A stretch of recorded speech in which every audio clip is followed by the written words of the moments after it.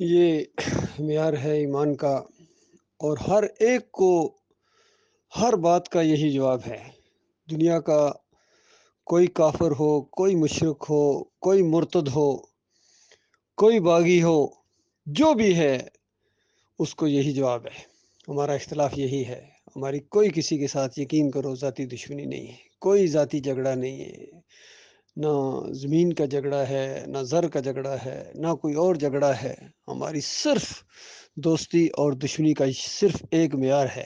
آج پوری دنیا کے اندر جو کفر و شرک پھیلا ہوا ہے، شرک کے ذریعے اللہ کو گالیاں دی جا رہی ہیں، لاؤڈ سپیکروں کے اندر، مجمعوں کے اندر، جلسوں کے اندر، گھر گھر ہر جگہ شرک کے ساتھ اللہ کو سب و شتم کیا جا رہا ہے، تو ہمارا دل کڑتا ہے۔ اور ہماری کوشش یہ ہے کہ پوری زمین کے اوپر سے کفر و شرک کا جنازہ نکال دیا جائے اور ہر طاغوت کی کھال اتار دی جائے۔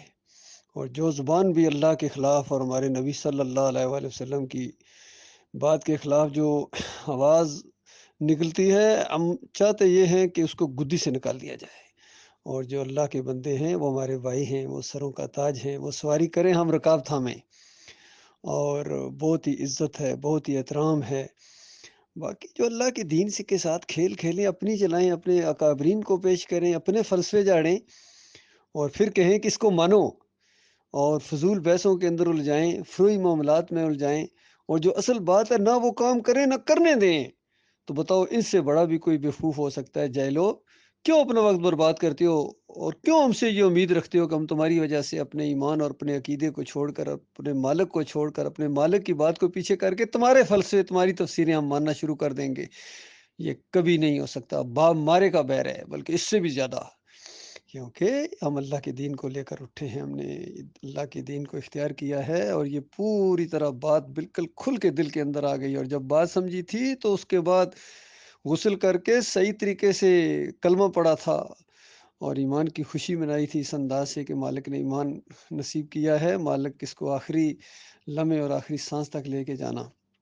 اسی بات کو گزشتہ 37 سال سے میں ہر جگہ پھیلا رہا ہوں، جہاں موقع ملتا ہے، بسوں میں، ٹرینوں میں، بازاروں میں، مجمعوں میں، واٹس ایپ کے اوپر، یوٹیوب کے اوپر، جو بھی ہماری بات ہے، کسی سے اکیلے میں ہے، چپکے چپکے اگر بات ہے تو وہ بھی یہی بات ہے، اور اگر 4 بندوں کے اندر بیٹھ کے بات ہے پھر بھی یہی بات ہے۔ میگا فون اٹھا کے بات کریں گے تب بھی یہی بات ہے۔ اللہ کے بندوں، اگر صحیح معنوں میں تم اللہ کے دین کے پھیلانے والے ہو تو آؤ اس حق کے اوپر جو بالکل ہمارے اور تمہارے درمیان بالکل مشترک ہے، اسی بات کے اوپر اکٹھے ہو جائے۔ کیوں ان چکروں میں پڑتے ہو؟ لڑائی جھگڑے کا کوئی موقع نہیں ہے کہ ہم اللہ کے علاوہ کسی کی بندگی نہ کریں، پہلی بات تو یہ ہے۔ اور اللہ کے ساتھ کوئی شریک نہ ٹھہرائیں۔ یہ شریک کو ٹھہرانا ہوتا ہے جب اللہ کے مقابلے میں کسی کی بات مانی جائے، اپنے امیر کی یا اپنے کسی پیر کی یا فقیر کی یا کسی سیاسی لیڈر کی بات جب اللہ کے مقابلے میں مانیں گے تو ان کو رب ماننا ہے۔ کیا مومنوں کی جماعت اس لیے بنی تھی کہ اپنے امیر کے ساتھ اللہ کا مقابلہ کیا جائے؟ بتاؤ، اگر تم اللہ کی کتاب کے خلاف باتوں کو مانتے ہو تو پھر تمہارے میں اور بریلویوں میں اور دیوبندیوں میں کیا فرق ہے؟ اور اس طرح جھگڑے اگر کرتے ہو، مناظر بازی کا تمہیں شوق ہے، تو کیا فرق ہے تمہارے میں اور دیوبندیوں میں اور بریلویوں میں، مناظر بازوں میں؟ تو یہ بنیادی بات ہے، اس کی طرف آؤ، اللہ کی دعوت دو، گروپوں کے اندر بھی، بازاروں کے اندر، جہاں بھی ہوں گے، اور جتنے بھی لوگ یہ کام کر رہے ہیں، چاہے ہمارے ساتھ ملیں یا نہ ملیں، ہم ان تک پہنچ پائیں نہ پہنچ پائیں، وہ ہمارے بھائی ہیں، اور ہم ان کے بھائی ہیں جو دلوں کے اندر پوری طرح ایمان رکھتے ہیں، محبت کرتے ہیں، ایمانداروں کے ساتھ دعائیں دیتے ہیں، اور کوئی کھینچا تانی نہیں کرتے۔ جو ٹانگیں کھینچنے والا ہے، جو اس طرح کا انداز اختیار کرنے والے ہیں، وہ بس جانے اور ان کا کام جانے، ہمارا مالک ان سے نپٹ لے گا۔ آخر ہم سے کیوں مطالبہ ہے کہ ہم ان کی بات کو مانیں؟ ہرگز نہیں مانیں گے، ہرگز نہیں مانیں گے تمہاری بات اللہ کی بات کے مقابلے میں۔ تو یہ معاملہ ہے، یہ ذرا دوبارہ سن لیجئے ڈاکٹر مسعود الدین عثمانی کی آواز، تاکہ تمہارے دل کی ساری کھڑکیاں کھل جائیں، دماغ سارا بالکل صاف ہو جائے، اور کبھی ہم سے یہ امید نہ رکھنا کہ ہم اللہ کے مقابلے میں تمہاری کوئی بات مانیں گے۔